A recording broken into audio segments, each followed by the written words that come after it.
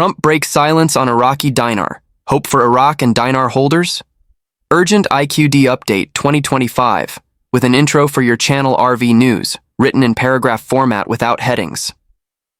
Welcome back to RV News, your go-to source for real-time updates, in-depth analysis, and exclusive reports on everything related to the Iraqi dinar, Vietnamese Dong, and global currency revaluations.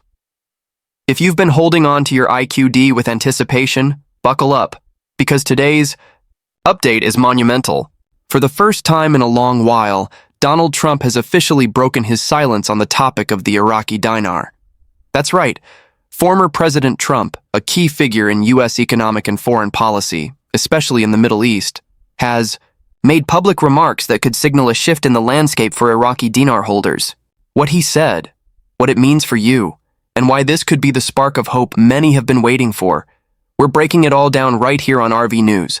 This isn't just another speculative story or recycled rumor from the past. What we're witnessing is a confluence of political commentary, economic signals, and global movements that may finally be aligning in favor of the Iraqi dinar revaluation. Trump's remarks didn't come out of nowhere.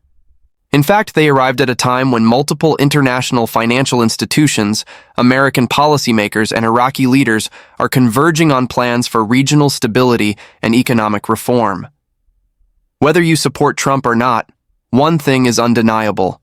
When he speaks, markets move and global narratives shift. And when he speaks about Iraq, it's never accidental.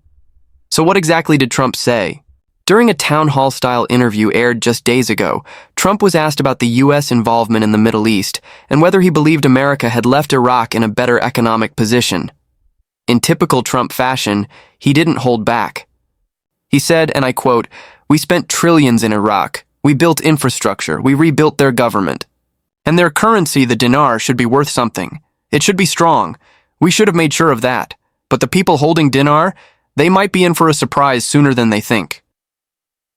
That statement alone lit up social media and financial forums like wildfire. Was this a subtle confirmation of a future revaluation? Was Trump hinting at insider knowledge about upcoming changes in Iraq's monetary system? While Trump didn't go into specific figures or timelines, the tone of his response was uncharacteristically optimistic.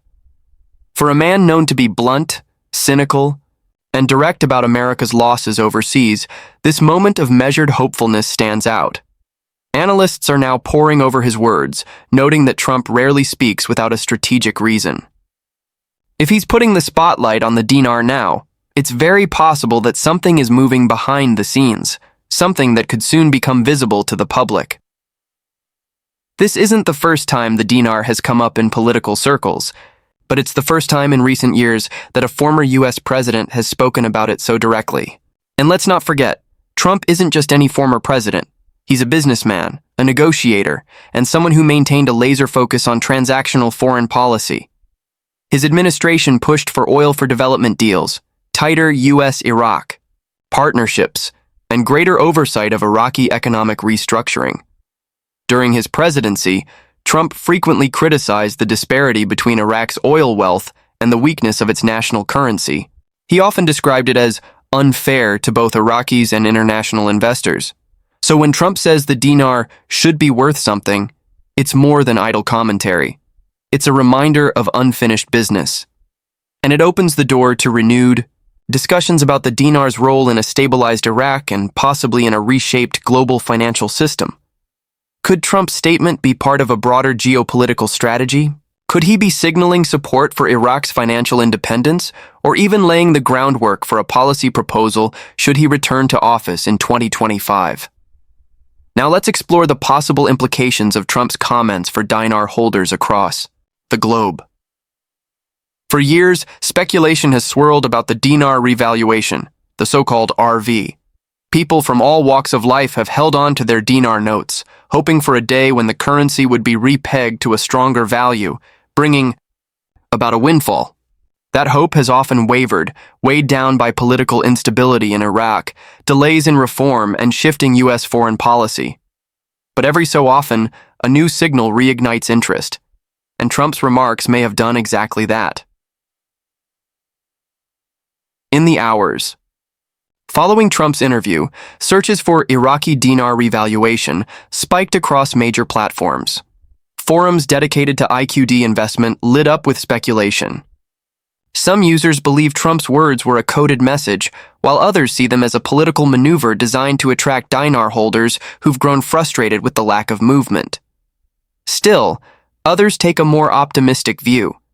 That Trump, known for being looped into high-level financial discussions, may have caught wind of real developments on the ground in Baghdad.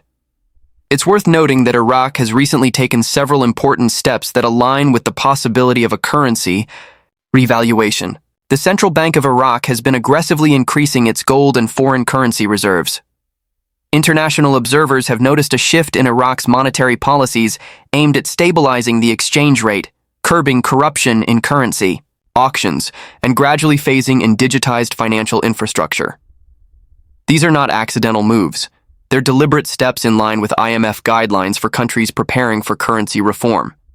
Additionally, just last month, Iraq concluded a new set of trade agreements with both China and the EU aimed at bolstering exports and stabilizing economic growth. Such agreements are often precursors to currency adjustments, especially when the country's existing exchange rate doesn't reflect its trade potential.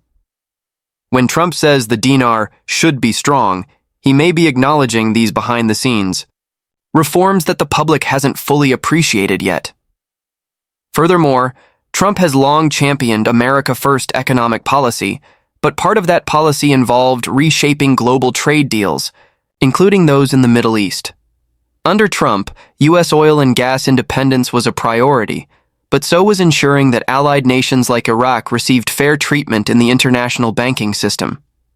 One could argue that a stronger dinar would benefit both Iraq and the U.S. by stabilizing the region, reducing reliance on foreign aid, and increasing trade opportunities. A stable and stronger Iraqi currency would also empower local governance and reduce the influence of non-state actors. So if Trump is preparing for a possible political comeback in 2025, is it possible that he's laying the foundation for renewed economic ties with Iraq that could include support for a dinar adjustment? His words may have sounded offhand to some, but for seasoned investors and geopolitical analysts, they feel very deliberate.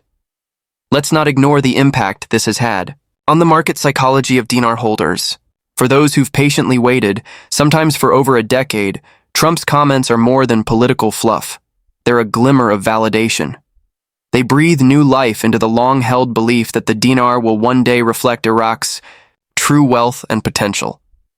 Whether it happens suddenly or through a gradual adjustment, the idea is gaining steam that a shift is closer than many realize. Now, let's consider what might happen next. With Trump's statement now circulating in global media, there may be renewed pressure on U.S. policymakers and financial institutions to address the dinar question more directly. Already, several members of Congress have started to revisit the topic of foreign currency holdings and their treatment under U.S. tax law and investment regulations. Behind the scenes, U.S. Treasury officials are reportedly monitoring Iraq's financial reforms closely, especially as the country continues to implement measures requested by international bodies like the IMF and World Bank. At the same time, sources within Iraq's economic ministry have hinted that a multi-phase plan is underway to transition the nation toward a more modern and globally compatible financial system. These changes may include everything from anti-money laundering regulations to technological upgrades to support rapid currency conversion and integration with SWIFT and other international systems. While none of this directly confirms a revaluation date, it creates the necessary scaffolding for one to occur. So, what does all this mean for you, the dinar holder, the investor, the believer who's been holding on through years of doubt and speculation? It means we are entering a new phase, one where former presidents are bringing the dinar into mainstream political discussion, one where Iraq is taking concrete steps toward financial reform, one where global institutions are watching closely, and most importantly, one where hope is no longer just based on what could be, but what is actively unfolding. We must, of course, exercise caution. The dinar journey has always been one of patience, discernment, and strategic thinking. This isn't financial advice, and we always recommend doing your own research and consulting with financial professionals. But we can't deny that the energy around this space has shifted. Trump's words have created a ripple, and if history has taught us anything, ripples in the political sphere often precede tidal waves in the economic realm. Before we wrap up today's urgent update, here's what you should keep an eye on. Continued statements from Iraqi officials about currency reform.